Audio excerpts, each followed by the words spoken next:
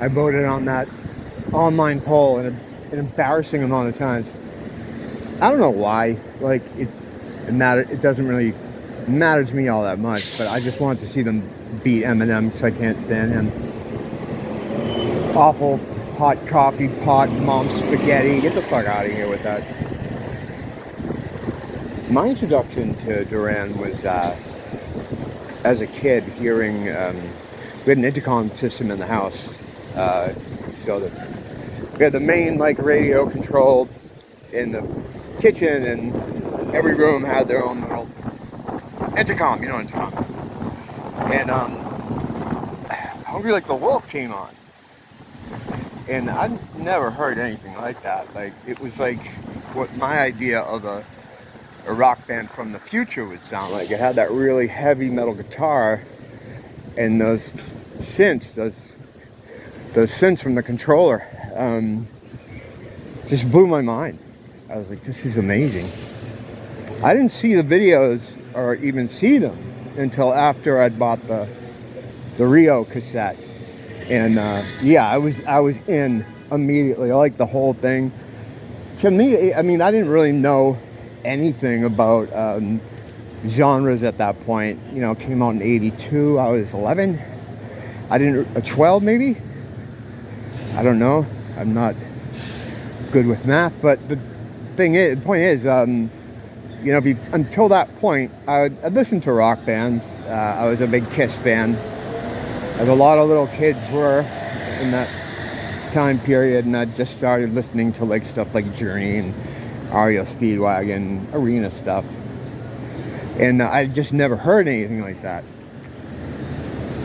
It seemed like the music like superheroes would make or something. And then when I did see them, I was like, wow, their look kind of fit the music, and it really influenced me. I mean, in fact, to this day, I still wear makeup. Not at the moment, but and with older age, I've gone a little bit more in the Dave Vanian direction instead of the not so much the Nick Rhodes direction. A little bit less color, more goth. But anyway, yeah, that song just blew my mind, and then the whole album blew my mind. So it's good to see them in. It's good to see them in. I'm glad Andy's coming back to perform with them. I had a hard time the second time he left. The first time he left, to me, it wasn't all that big of a deal, because when I was that age, I was cycling through music so quickly. I'd moved into a heavy metal direction. And while I still kept tabs on Duran, by the time Notorious came out, I just wasn't that interested anymore. I don't even know if I bought Notorious when it first came out. I bought it, you know, later. In fact, a couple years later, one of my friends, Melissa, was a fan. She was into them and kept up with everything.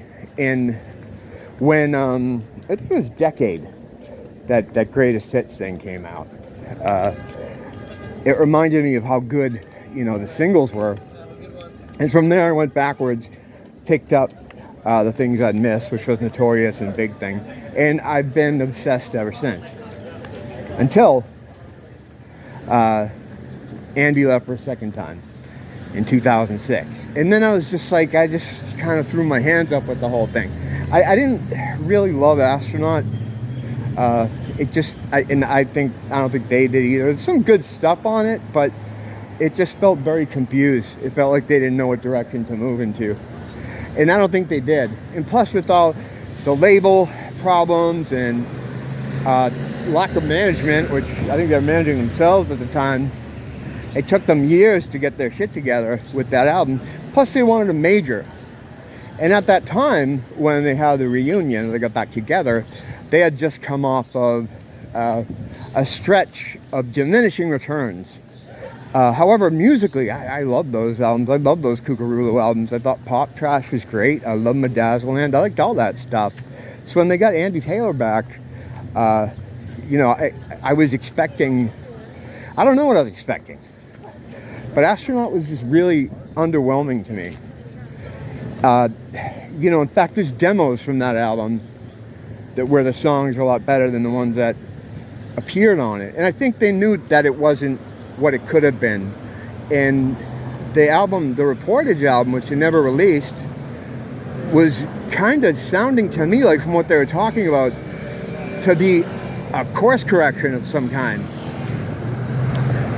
Again, the thing with Astronaut too, I think they're not that great at picking singles these days. Was it Nice? Yeah, Nice. That was probably the one they should have led with, and they didn't.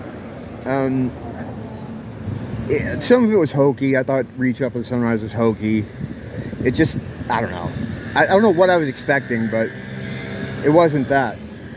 But yeah, so I was psyched for the Reportage thing, because listening to them talk about it and how the direction they were going into sounded good. So when Andy left so they could work with Timbaland and fucking Justin Timberlake, I was just like, what the?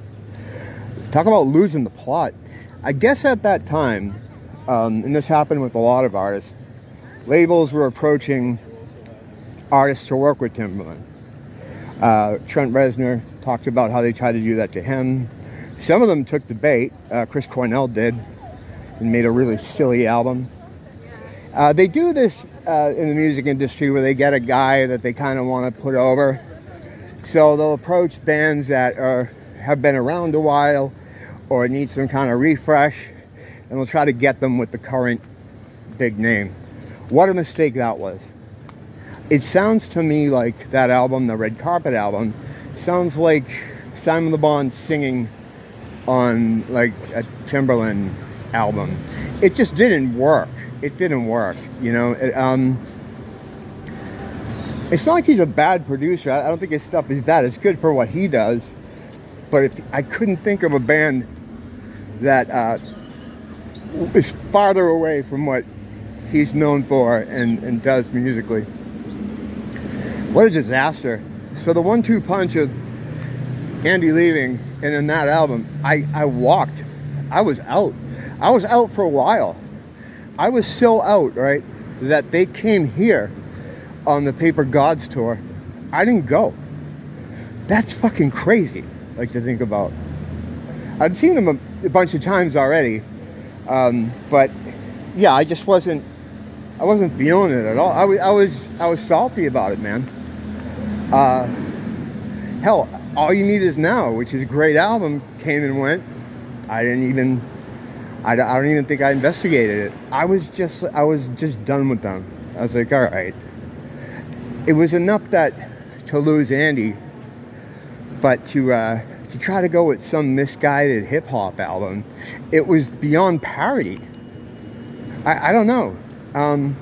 I think I kind of understand the position at the time. They were just trying to get back in the game, and I think they did it because they thought it would help them.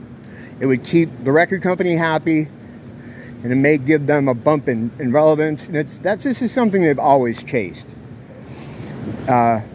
You know, much to my and other fans' annoyance, where they're so worried about being on the charts and being relevant that they'll really make goofy music sometimes. Like, there's some stuff on the Paper Gods album that's goofy too, and it's like just done these, you know, duets with these different people to try to get some sort of relevance. When they forget about that stuff is when they're at their best. Future Past is amazing.